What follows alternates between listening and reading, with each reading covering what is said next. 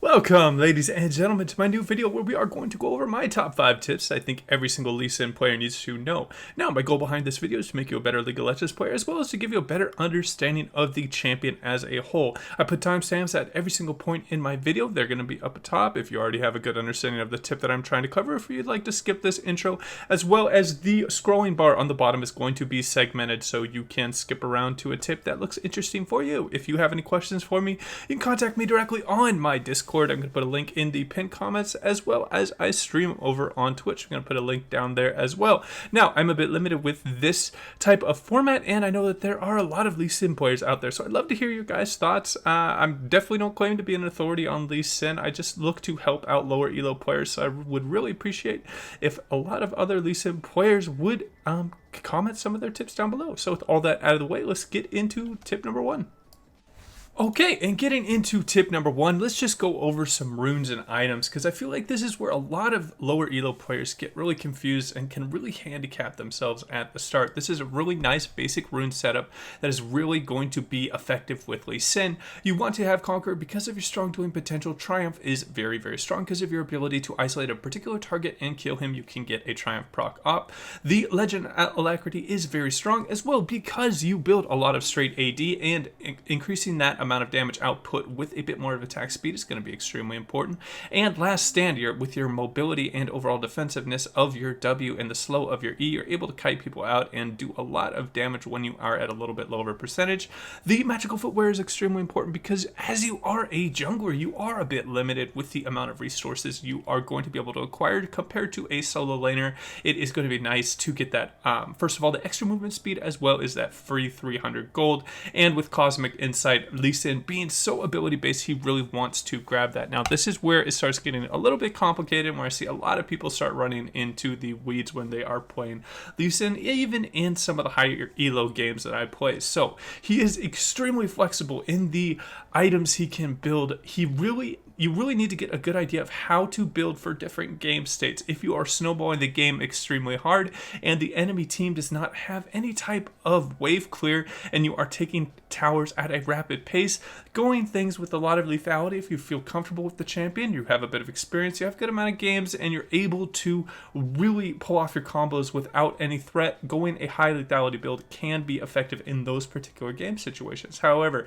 a more catch-all build is the more bruiser build with things like the Black Cleaver or Sterix or Guardian Angel, sometimes Moth. They're AP heavy. You really need to play towards your strength and be honest with yourself and how good of a Lee Sin you are. If you have 1,000 games played and you feel like you are out jungling the enemy jungler 60 to 65% of the time and you're getting ahead, you want to build more damage, obviously. If you're getting a little bit behind, you are going to want to build a little bit more tanking. Now, there is a bit of a third route when playing Lee Sin, and that is a more utility based, as you can see with Worlds in 2020. If you are watching this a little bit later, there are some items that you can build to really help out your team quite a bit. There is a build right now, I think it's Warriors into Knight's Vow. If you have a really strong ADC and you know that you aren't able to snowball the game, whether the lanes are really hard to gank or you're unable to get really fed, sometimes being a really strong utility can be great, as after all, you do provide a movement speed slow, you provide a shield, and you provide a displacement, which is a huge amount of utility, as well as, of course, the execute that is going to be throwing out your Qs. So you really want to read what kind of player you are and play towards your strengths. That will wrap up tip number 1. If you have any questions about runes or items, I'd love to help you out in the comments down below. Okay, and getting into tip number 2, let's go over how to land more Qs and increase your overall gank efficiency. The first one of the variables you can use to look to land more Qs on your enemy is throwing your Q out from Fog of War is going to be a great way to reduce the overall reaction time the target is going to have, as opposed to just throwing the Q out in full vision and they can see it coming from the origin of the missile. The second thing that you're going to encounter a lot when playing Lee Sin is people are going to look to dodge back and forth when you are around this range and you're looking to throw out a Q. So how you want to play that out is close as much distance as possible, because the closer you are to the enemy and you not having to use abilities to close that distance is going to be huge. A lot of people don't really respect that, and they over dodge, and you're able to close a lot of distance and get a really nice easy Q. The next thing you can look to use is if you are able to slow the enemy down. Obviously that is going to increase your overall efficiency, or waiting for your allied later. Say you have something like a Syndra that has an E, using your Q when the enemy is CC'd is going to be rather effective. Now the next thing you can do obviously with Lee Sin is just looking, say someone really has your number, they're able to dodge out on your Qs for whatever reason, they just kind of read you. You can always do an R into the Q, and during that knock-up frame they are unable to dash or flash away, so you can look to finish it off with your Q there. Those are my tips for landing more Qs, increase your overall efficiency. The number one thing that a lot of mid laners are really gonna really struggle with is if you're coming from the raptor pits from behind them. That is going to be a very high percentage gank where you are going to be able to get a lot of kills in the early game, and that is so important for snowballing on Lee. So with all that out of the way, that is going to wrap up tip number 2. If you have any questions about ganks, I'd love to help you out. And yeah, let's jump into the next tip. Okay, and jumping into tip number 3 with Lee Sin. This is going to be going over a little bit about team fighting and understanding what your role is going to be when you are playing Lee Sin. Now there are a couple different roles you can look to play. One that is going to stand out very easily is just being a overall diver and creating a distraction, maybe picking off a squishy target. But what a lot of people really overlook is your ability to protect a allied ADC. Peeling with your shield, your slow, and your displacement when you have a allied Vayne that's maybe 5-0 from laning phase can be the most effective way to look to team fight, as opposed to maybe having a small percentage of overextending in a team fight and baiting your team into a very bad situation. So understand your skill level.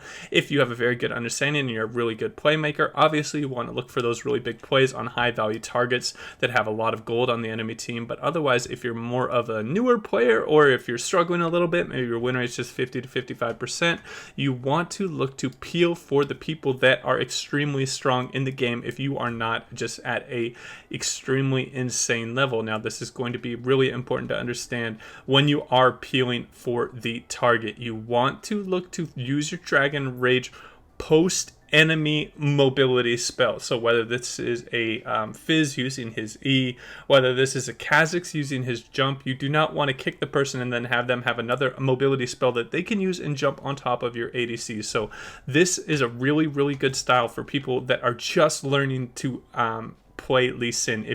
This is going to be extremely effective, as well as if you know you are going to win the front to back team fight. Now say you're in a situation where you have a your bot lane just completely fed. They're doing absolutely terrible. You aren't winning any front to back team fights. They have like a Maokai. They have a really solid front line. Your job in these situations is to look for picks on the enemy's high value targets, whether they are going to be maybe a really strong Jinx that's going to be hiding in the background and throwing out really long range distance auto attacks.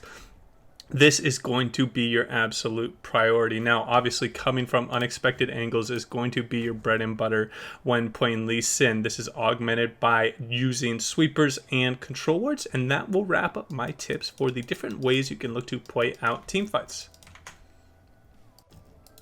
Alright, and getting into tip number 4 with Lee Sin, the practice tool is your greatest friend to just get a very good understanding of all the small micro things that are kind of baked into Lee Sin and his kit.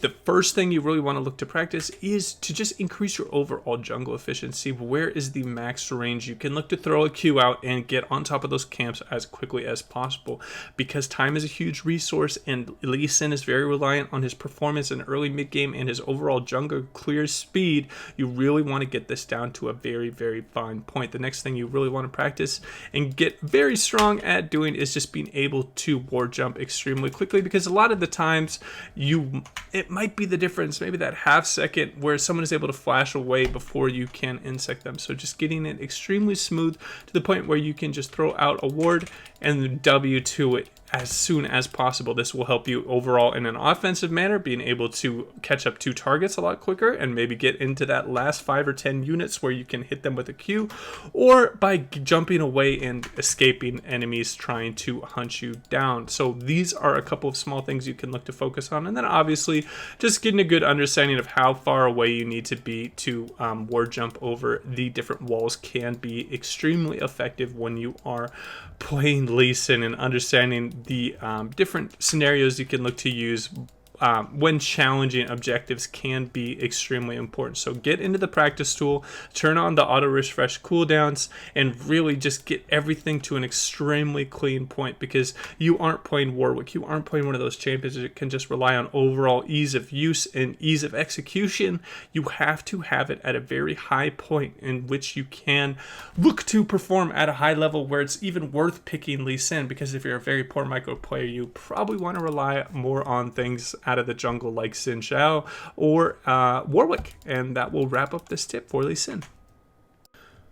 Okay, and getting into the final tip, we're going to go over a couple very small micro things when you are looking to duel and skirmish in the early game. This is going to be a very, very, very common scenario. Because you are a ganking jungler and you are a very strong duelist early, you are going to be fighting quite a bit. The first thing that you will want to look to do when you're playing Lee Sin is to bind your self-cast to have a modifier like I did there. It doesn't really matter what you do, shift, control, or alt, or however you look to do that. It is going to be important because you do not have to click on your character to do a W cast on yourself when there isn't a adequate target to do it to around. This is going to just provide you with a little bit of a quicker uptick where you can start focusing on other things that are going on in the team fight. So with his great dueling potential, his ability to have a good amount of lifesteal and spell vamp from his W2, as well as his Conqueror, Lee Sin, you really want to look to be the main focus of the enemy, because this is going to allow you to tank obviously more than the average champion that you are going to see on your team. So trying to put yourself out there first is going to be important. Now, the second thing